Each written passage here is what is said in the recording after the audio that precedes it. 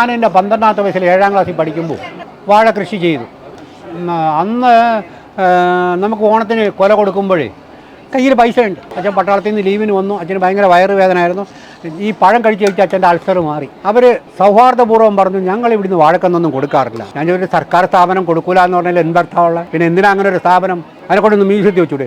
ഇന്ന് ലോകത്ത് ഏറ്റവും കൂടുതൽ വാഴപ്പഴം വിൽക്കുന്നത് കേരളത്തിലാണ്, പ്രത്യേകിച്ച് തിരുവനന്തപുരം ജില്ലയിലാണ്. തിരുവനന്തപുരത്തിൻ്റെ പ്രസിദ്ധമായ പഴങ്ങളിൽ ഒന്നാണ് ചെങ്കദളി എന്നറിയപ്പെടുന്ന കപ്പപ്പഴം, രണ്ടാമത്തെ മട്ടിപ്പഴം. 12 ഇനം പഴങ്ങൾ, ഈ 12 ഇനം പഴങ്ങൾ തിരുവനന്തപുരത്ത് കിട്ടും, വേറെ ഒരിടത്തും കിട്ടില്ല. ഇപ്പം ഞങ്ങളുടെ പക്കൽ കൃത്യമായി പറഞ്ഞാൽ 543 ഇനം വാഴകൾ, നമുക്ക് വേർതിരിച്ചറിയാൻ പറ്റുന്ന ഇനം വാഴകളുണ്ട്. സംരക്ഷിക്കേണ്ട ആൾക്കാർ ചെയ്യാത്തത് കൊണ്ട് ഞാൻ ആ ജോലി ചെയ്യുന്നു എന്ന് മാത്രമേ ഉള്ളൂ. മാത്രമല്ല ഇത്രയും ഒരു പോളികൾച്ചർ ഫാമിംഗ് ഉണ്ടെന്ന് പറയുന്നൊരു അഭിമാനമല്ലേ, അതും ഒരു മലയാളി എന്ന രീതിയിൽ എനിക്ക് വളരെ അഭിമാനമാണ്.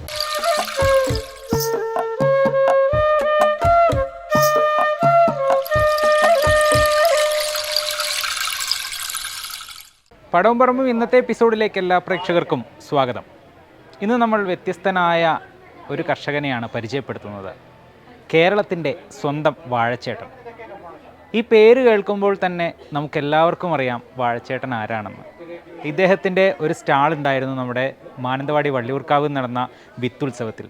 അവിടെ നിന്നാണ് ഞങ്ങൾ അദ്ദേഹത്തെ പരിചയപ്പെടുത്തുന്നതും അദ്ദേഹത്തിൻ്റെ സ്റ്റാളും അതുപോലെ തന്നെ അദ്ദേഹത്തിൻ്റെ പഴ പായസവും അതുപോലെ തന്നെ സർബത്തും. ഈ കാര്യങ്ങളൊക്കെയാണ് ഇന്ന് ഞങ്ങൾ പ്രേക്ഷകർക്കായിട്ട് പരിചയപ്പെടുത്തുന്നതും പങ്കുവെക്കുന്നതും. അപ്പോൾ കാണാം കാഴ്ചകൾ.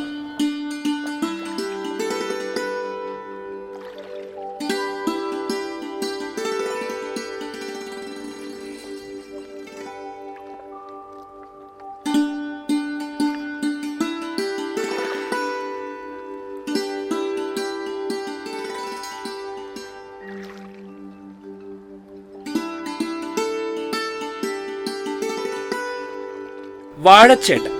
ഈ പേരിന്ന് കേൾക്കാത്ത, വാഴച്ചേട്ടനെ അറിയാത്ത ആളുകൾ കേരളത്തിൽ ആരുമില്ല എന്ന് തന്നെ പറയാം. അത്രയ്ക്കുണ്ട് വാഴച്ചേട്ടന്റെ വാഴ മഹാത്മ്യം. 7ാം ക്ലാസ്സിൽ പഠിക്കുമ്പോൾ മുതൽ തുടങ്ങിയിട്ടുണ്ട് ഇദ്ദേഹത്തിന്റെ വാഴപ്രേമം. അന്നു മുതലുള്ള ഇദ്ദേഹത്തിന്റെ വാഴകൃഷിയിലെ അനുഭവ സമ്പത്ത് അത് ചെറുതല്ല. അത് അദ്ദേഹത്തിന്റെ വാക്കുകളിൽ തന്നെ വ്യക്തമാണ്.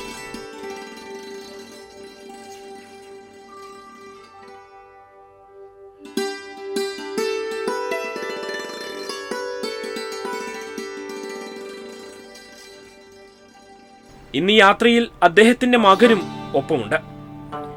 വിവിധ ഇനം വാഴക്കുലകളും കന്നുകളും വള്ളിയൂർക്കാവ് മൈതാനത്തൊരുക്കിയ FGAK വിത്തുത്സവത്തിൽ വാഴച്ചേട്ടൻ എത്തിച്ചിരുന്നു.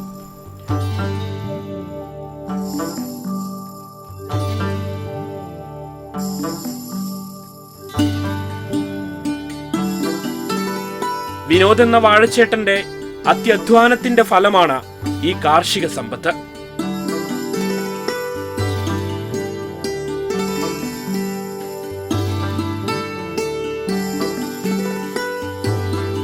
എന്നെങ്കിൽ ഇപ്പോൾ 550 കൂടുതൽ ഇനം വാഴയുണ്ട്. ഒരുവിധമുള്ള ഇന്ത്യയിലുള്ള എല്ലാ വാഴകളും ഉണ്ട്, വിദേശ വാഴകളും കണ്ടമാനമുണ്ട്. ഞാൻ എൻ്റെ 12ാമത്തെ വയസ്സിൽ 7ാം ക്ലാസ്സിൽ പഠിക്കുമ്പോൾ വാഴ കൃഷി ചെയ്തു. അന്ന് നമുക്ക് ഓണത്തിന് കൊല കൊടുക്കുമ്പോഴേ കയ്യിൽ പൈസ ഉണ്ട്, കിട്ടും. അങ്ങനെ വാഴ കൃഷി ചെയ്താണ്. അപ്പോഴത്തേക്ക് അച്ഛൻ പട്ടാളത്തിലായിരുന്നു. അച്ഛൻ പട്ടാളത്തിൽ നിന്ന് ലീവിന് വന്നു. അച്ഛന് ഭയങ്കര വയറുവേദനയായിരുന്നു. ഈ പഴം കഴിച്ച് കഴിച്ച് അച്ഛൻ്റെ അൾസർ മാറി. അപ്പം അതിൽ ഉത്തേജനം കൊണ്ട് ഏകദേശം 40 വയസ്സായപ്പോഴത്തേക്കും അപ്പോഴാണ് മനസ്സിലാക്കുന്നത് ഒരുപാട് ഇനം വാഴ ഇന്ത്യയിലുണ്ട്, എന്തുകൊണ്ട് കളക്ട് ചെയ്തുകൂടാ. അങ്ങനെയാണ് കളക്ഷൻ തുടങ്ങി. നേരെ പോയി കണ്ണാറ ഉണ്ടെന്ന് പറഞ്ഞു. അവർ വളരെ സൗഹാർദ്ദപൂർവ്വം പറഞ്ഞു, ഞങ്ങൾ ഇവിടുന്ന് വാഴക്കന്നൊന്നും കൊടുക്കാറില്ല, ഞങ്ങളിവിടെ എല്ലാം കളക്ട് ചെയ്ത് വയ്ക്കുള്ളൂ. നിങ്ങളിൽ വല്ല വെറൈറ്റി ഉണ്ട് എനിക്ക് തന്നാൽ ഞങ്ങളിവിടെ നിങ്ങളുടെ പേരിൽ എഴുതി വയ്ക്കാം. ഞാനൊരു സർക്കാർ സ്ഥാപനം കൊടുക്കൂല എന്ന് പറഞ്ഞാൽ എന്തർത്ഥമുള്ള, പിന്നെ എന്തിനാ അങ്ങനെ ഒരു സ്ഥാപനം, അതിനെക്കൊണ്ടൊന്ന് മ്യൂസിയത്തിൽ വെച്ചൂടെ. കേരളത്തിലെ അഗ്രികൾച്ചർ ഓഫീസർമാരുടെ മുഴുവൻ ഇമെയിൽ എടുത്ത് എല്ലാവരുടെയും അയച്ചു. നിങ്ങൾ എന്തെങ്കിലും ഒരു റിക്വസ്റ്റ് ഉണ്ട്, എനിക്ക് വാഴക്കന്നുണ്ടെങ്കിൽ തരാം, ആരെങ്കിലും കർഷകരുണ്ടെന്ന്. ആകെ 3-4 പേര് മാത്രമേ എനിക്ക് റിപ്ലൈ ചെയ്തുള്ളൂ. പക്ഷേ കേരളത്തിന് വെളിയിലുള്ള KVK അതല്ലെങ്കിൽ കേരളത്തിന് വെളിയിലുള്ള അഗ്രികൾച്ചർ യൂണിവേഴ്സിറ്റിയൊക്കെ വിളിച്ചു, നിങ്ങളുടെ കയ്യിലുണ്ടെങ്കിൽ തരാമെന്നാണ്. എല്ലാവരും എന്നെ വിളിച്ച് തന്നു. അങ്ങനെയാണ് വളർന്ന ഇത്രയും വലിയ. കൃഷിവിശേഷങ്ങൾ പങ്കുവെക്കുന്നതിനിടെ ഏതിനും വാഴയാണ് കൂടുതൽ ഇഷ്ടമെന്ന് ചോദിച്ചപ്പോൾ വാഴച്ചേട്ടന്റെ മറുപടി ഇങ്ങനെ: ഞാൻ ചോദ്യം ചോദിക്കുന്നു. ചേട്ടൻ മാരീഡ് ആണല്ലോ, കുട്ടികളുണ്ടല്ലോ, ഒന്നിൽ കൂടുതലുണ്ടല്ലോ, ആരുടെയാണ് കൂടുതൽ ഇഷ്ടം? അപ്പം ആ ക്വസ്റ്റ്യൻ ആൻസർ തീർന്നേ. എല്ലാ വാഴയും ഒരുപോലെ തന്നെയാണ്. എന്നെ സംബന്ധിച്ചുള്ള എല്ലാ വാഴയും എനിക്ക് വില ഉള്ളതാണ്. അതിനെ മെയിൻറ്റെയിൻ ചെയ്യാൻ എല്ലാ വാഴയും മെയിൻറ്റെയിൻ ചെയ്യും. പിന്നെ ടേസ്റ്റ്, മാനന്തവാടിയുടെ ടേസ്റ്റ് അല്ല തിരുവനന്തപുരത്ത്. അതുകൊണ്ടാണല്ലോ കപ്പപ്പഴവും മട്ടിപ്പഴവും മാനന്തവാടിയിൽ എത്താത്തത്. ഇപ്പോൾ തമിഴ്നാട്ടിൽ ഏറ്റവും ഇഷ്ടപ്പെട്ട പേയമ്പഴം അത് കേരളത്തിൽ വന്ന ആർക്കും വേണ്ട. അത് ബജ്ജിക്കായായി, കറിക്കായായി. അതുപോലെ ഓരോരുത്തർ ഓരോ ടേസ്റ്റ്. ഇതായിരിക്കുന്നു BG കേര, നിറച്ച് വിത്താണ്. പക്ഷേ അത് ബംഗാളുകാർക്ക് ഏറ്റവും ഫേവറേറ്റാണ്. അവർ കറി വയ്ക്കാനും അതിൻ്റെ തടയൊക്കെ അവരുടെ ഏറ്റവും വലിയ രുചിയുള്ള സാധനമാണ്. കേരളത്തിൽ വാഴഗ്രാമം ഉണ്ടാക്കിയെടുക്കുക എന്നതാണ് വാഴച്ചേട്ടന്റെ ലക്ഷ്യം. നമ്മുടെ ദൈനംദിന ജീവിതത്തിൽ വാഴയുടെ പ്രാധാന്യം എന്തെന്നുള്ളത് ജനങ്ങളിലേക്ക് എത്തിക്കാനുള്ള പ്രയത്നത്തിലാണ് ഇദ്ദേഹം. വാഴഗ്രാമം കൂട്ടായ്മ എന്ന് പറഞ്ഞാൽ കേരളത്തിലുള്ള ഏകദേശം 17,000-ഓളം അംഗങ്ങൾ ഉണ്ടിപ്പം. എല്ലാം വാഴയെ സ്നേഹിക്കുന്നവരാണ്, വാഴ ഇഷ്ടപ്പെടുന്നവരാണ്. അവർക്ക് മിക്കവാറുള്ള എല്ലാവർക്കും വാഴകൾ ഞാൻ ഒരുപാട് പേർക്ക് വാഴ കൊടുത്തിട്ടുണ്ട്. എൻ്റെ ആഗ്രഹം ഇതുപോലെ തന്നെയാണ്. എവിടെയെങ്കിലുമൊക്കെ ഞാൻ 2-3 തവണ വേദികളിൽ പറഞ്ഞു, ഫേസ്ബുക്കിലിട്ടു, ആരെങ്കിലും സഹകരിക്കാൻ താല്പര്യമുണ്ടെങ്കിൽ 10-100 വീട്ടിലുണ്ടെങ്കിൽ ആ സ്ഥലത്ത് ഞാൻ ഫ്രീ ആയിട്ട് വാഴക്കന്ന് കൊടുക്കാമെന്ന് പറഞ്ഞു. പക്ഷേ അതിന് പറ്റിയ സംഘടനകൾ ആരും വന്നില്ല, നടന്നു.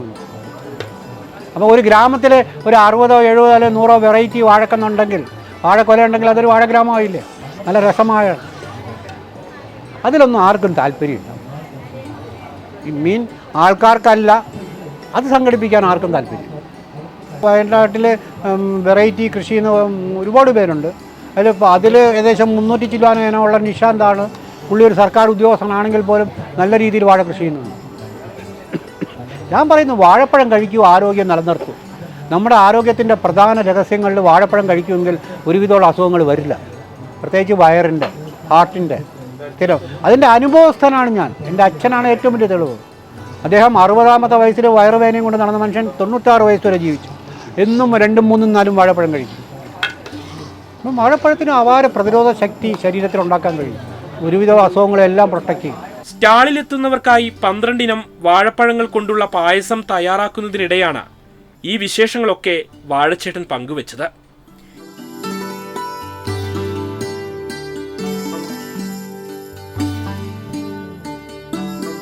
ഇനിയൊരൽപ്പം പഴം പായസ വിശേഷം അറിഞ്ഞാലോ എന്നായി വാഴച്ചേട്ടൻ. സ്റ്റാളിൽ ആവശ്യക്കാർ വരുന്നതിനനുസരിച്ചാണ് ഇദ്ദേഹം പായസം തയ്യാറാക്കുന്നത്. നമ്മുടെ പരമ്പരാഗതമായിട്ട് നമ്മുടെ പഴയ ആൾക്കാർ പറയുന്നത് പഴത്തിന് ഓരോ പഴം.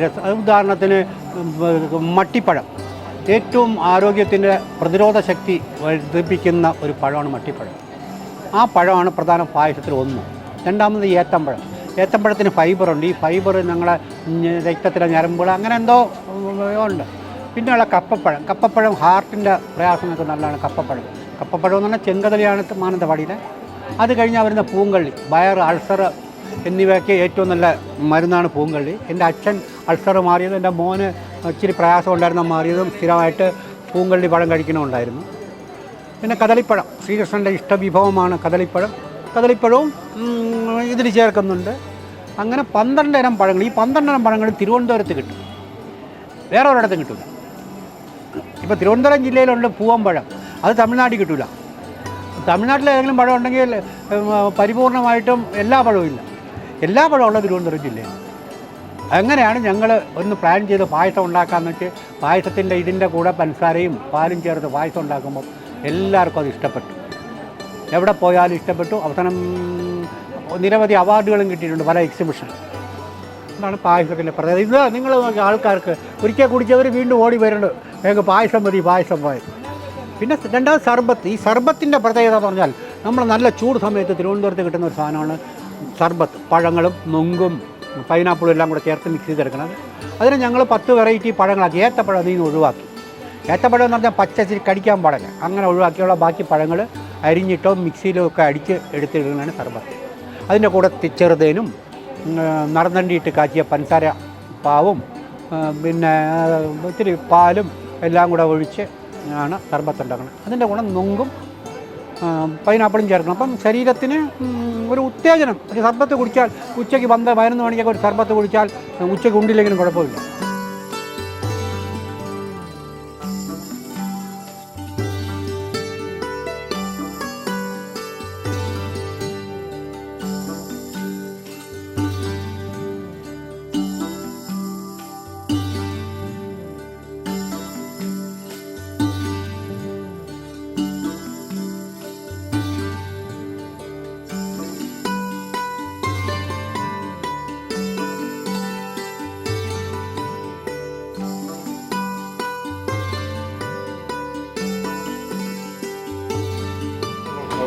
ഞങ്ങൾ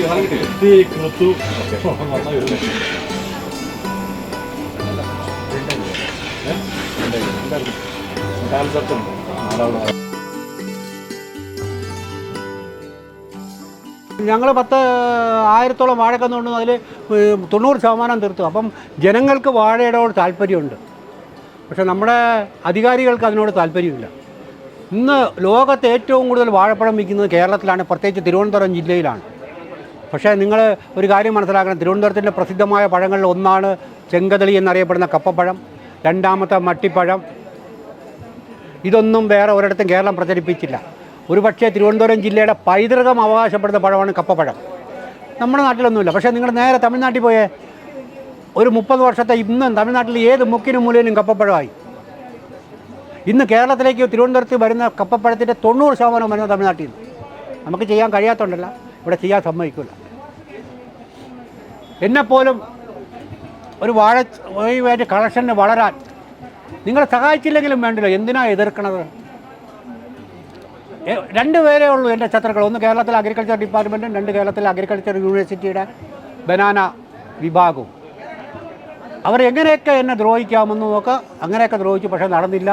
ഞങ്ങളിതാ കയറി വന്നു മുകളിലോട്ട്.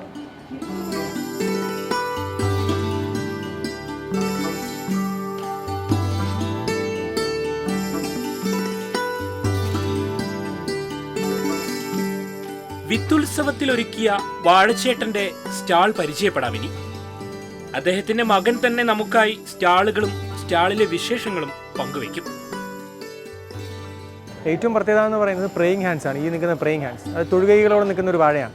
പിന്നെ വരുന്നത് 1000 കാ പൂവനാണ്. അതിന് 1000 പഴങ്ങൾ ഉണ്ടാവും എന്നാണ് വയ്പ്പ്. പിന്നെ നീല കളർ, എക്സ്ട്രീംലി നീലയായിട്ടുള്ള നമ്മുടെ ബ്ലൂ ജാവയുണ്ട്. പിന്നെ പച്ച ബൊന്ത ബത്തീസ എന്ന് പറഞ്ഞാൽ ഏറ്റവും വലിയ മൊന്തൻ്റെ കൊലയുണ്ട്. ഏതാണ്ട് 45 കിലോളം വെയിറ്റ് വരും മൊന്തൻ കൊല. പിന്നെ നമ്മുടെ നാടൻ കപ്പവാഴയുണ്ട്. പിന്നെ കരിങ്കദളിയുണ്ട്. അങ്ങനെ ഫീ എന്ന് പറയുന്ന തായ്ലാൻഡിൻ്റെ വാഴയുണ്ട്. പിന്നെ മഞ്ഞ കളർ കൂമ്പ് വരുന്ന പാക്കയുണ്ട്. ഇനി ആ കൂമ്പ് തന്നെ പച്ച കളർ വരുന്ന ടീ ജാവൂലഗരയുണ്ട്. അങ്ങനെ ഏതാണ്ട് 151 ഇനം വാഴകളുടെ പ്രദർശനമാണ് ഞങ്ങളിവിടെ സംഘടിപ്പിച്ചിരിക്കുന്നത്.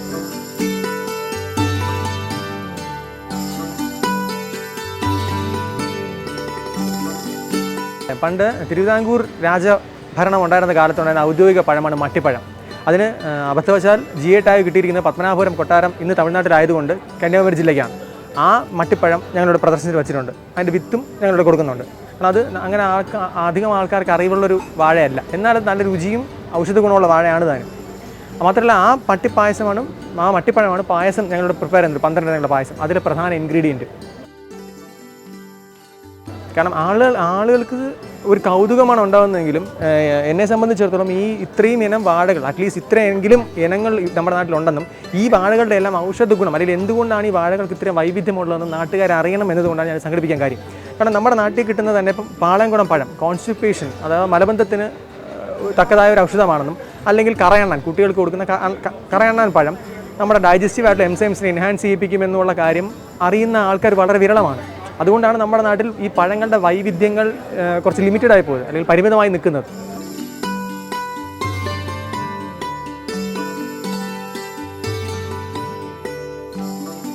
ഞാൻ ജനിച്ച അന്ന് മുതൽ കാണുന്നത് കൃഷി തന്നെയാണ്, വാഴക്കൃഷിയാണ്. ഞങ്ങളുടെ നാട്ടിൽ പ്രധാനമായും ഉണ്ടായിരുന്ന കൃഷി വാഴയും നെല്ലുമാണ്. കാലക്രമേണ ഈ നെൽകൃഷി പ്രാവർത്തികമാവാതെ വരികയും അതിൻ്റെ സാധ്യതകൾ കുറയുകയും ചെയ്തപ്പോൾ കംപ്ലീറ്റ് വാഴക്കൃഷിയായി. അപ്പോൾ അങ്ങനെ ഞാൻ ചെറുതിനെ മുതൽ കാണുന്ന വാഴക്കൃഷിയാണ്. മാത്രമല്ല എനിക്കിപ്പം ഞാനും അച്ഛനും മാത്രമേ ഉള്ളൂ. ഇപ്പം അദ്ദേഹത്തിനിപ്പം ഒറ്റയ്ക്ക് മാനേജ് ചെയ്യാൻ പറ്റാത്തത് കൊണ്ടാണ് ഞാൻ ഈ ഫീൽഡിലേക്ക് വന്നത്. മാത്രമല്ല നമ്മളിപ്പം പഠിച്ച മേഖലയിൽ ഒരു ജോലി കിട്ടുക എന്ന് പറഞ്ഞാൽ എഞ്ചിനീയറിംഗ് ബാക്ക്ഗ്രൗണ്ടിലുള്ള ആളാണ്. അപ്പം പഠിച്ച മേഖലയിൽ ജോലി കിട്ടുക കുറച്ച് ബുദ്ധിമുട്ടാണ്. കാരണം നമുക്ക് ഇഷ്ടമുള്ള മേഖലയിൽ ജോലി കിട്ടിയാൽ നമുക്കൊരു മാനസിക സംതൃപ്തി കിട്ടുമല്ലോ. അതുകൊണ്ടാണ് കൃഷി ചെയ്യുന്നത്. പിന്നെ കൃഷി അത്ര മോശം പരിപാടിയായിട്ടും എനിക്ക് തോന്നിയിട്ടില്ല.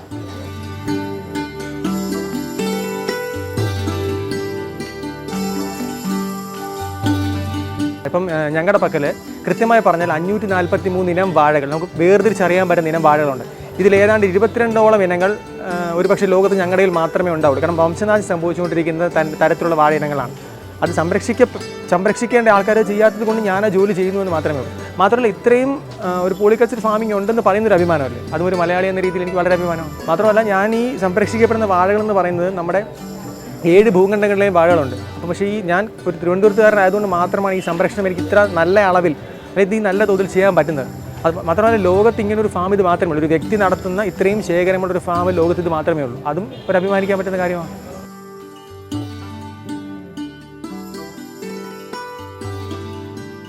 വയനാട് ജില്ലയിൽ ആദ്യമായിട്ടാണ് വിത്തുത്സവത്തിൻ്റെ ഭാഗമായിട്ട് ഒരു വാഴ പ്രദർശനം സംഘടിപ്പിക്കുന്നത്. കേരളത്തിൻ്റെ പല ഭാഗങ്ങളിലും ചെയ്തിട്ടുണ്ട്, ഇന്ത്യയുടെ തന്നെ പല ഭാഗങ്ങളിലും ചെയ്തിട്ടുണ്ടെങ്കിലും വയനാട്ടിൽ ആദ്യമായിട്ടാണ്. അപ്പോൾ വാഴച്ചേട്ടനും മകനും ചേർന്ന് വയനാട്ടിൽ ഒരുക്കിയിരിക്കുന്നത് ഒരു വാഴയുടെ ഉത്സവം തന്നെയാണ്. ശരിക്കും ഈ വിത്തുത്സവത്തിലെ വ്യത്യസ്തമായൊരു കാഴ്ചയായിരുന്നു ഈ ഒരു സ്റ്റാള്. അപ്പോൾ സ്റ്റാളിൽ പലവിധ ഇനങ്ങളിലുള്ള വാഴകളുണ്ട്, അതുപോലെ പല നമുക്ക് കഴിക്കാൻ പറ്റുന്നതും കഴിക്കാൻ പറ്റാത്തതും അങ്ങനെ പല രീതിയിലുള്ള വാഴകളുണ്ട്, വാഴക്കുലകൾ നമ്മൾ കണ്ടു. അതുപോലെ തന്നെ നമ്മൾ ഏറ്റവും പ്രധാനപ്പെട്ട പരിചയപ്പെട്ട ഒന്നായിരുന്നു, വളരെ വ്യത്യസ്തമായ ഒന്നായിരുന്നു അദ്ദേഹത്തിൻ്റെ പായസവും അതുപോലെ തന്നെ സർബത്തും. നമുക്ക് പഴം കൊണ്ടൊരു സർബത്ത് ഉണ്ടാക്കാം, അല്ലെങ്കിൽ പഴം കൊണ്ടൊരു പായസം ഉണ്ടാക്കാം എന്നൊക്കെ നമുക്ക് ഇവിടുന്ന് മനസ്സിലാക്കാൻ സാധിച്ചു. നല്ല ടേസ്റ്റുള്ള ഒരു പായസം തന്നെയായിരുന്നു കേട്ടോ. അപ്പോൾ എന്തായാലും നമ്മൾ മുമ്പത്തെ തന്നെ പടവും പറമ്പും എപ്പിസോഡിലൂടെ നമ്മുടെ വയനാടിൻ്റെ വാഴച്ചേട്ടൻ നിഷാന്തേട്ടനെ നമ്മൾ പരിചയപ്പെട്ടിരുന്നു അല്ലേ. അന്ന് നിഷാന്തേട്ടന് ഞാൻ ശരിക്കും കടമെടുത്തൊരു പേരായിരുന്നു ഇദ്ദേഹത്തിൻ്റെ വയനാടിൻ്റെ വാഴച്ചേട്ടൻ എന്നുള്ളത്. അത് ഇദ്ദേഹത്തിൻ്റെ നമ്മുടെ തിരുവനന്തപുരത്തുകാരനായ വാഴച്ചേട്ടൻ്റെ ഒരു പേര് കടമെടുക്കുകയായിരുന്നു ഞാൻ അന്ന് ചെയ്തത്. അപ്പോൾ വാഴച്ചേട്ടനെ നേരിൽ കാണാനും അദ്ദേഹത്തോട് സംസാരിക്കാനും കഴിഞ്ഞതിലൊക്കെ ഏറെ സന്തോഷം. അതുപോലെ തന്നെ വാഴച്ചേട്ടൻ്റെ വിശേഷങ്ങൾ പ്രേക്ഷകർക്ക് പങ്കുവയ്ക്കാൻ സാധിച്ചതിലും ഏറെ സന്തോഷം. അപ്പോൾ ഇന്ന് ഈ ഒരു വ്യത്യസ്ത കാഴ്ചകളുമായി ഇന്നത്തെ എപ്പിസോഡ് ഇവിടെ പൂർണ്ണമാവുകയാണ്. അടുത്ത ആഴ്ച വീണ്ടും കാണാം. നന്ദി, നമസ്കാരം.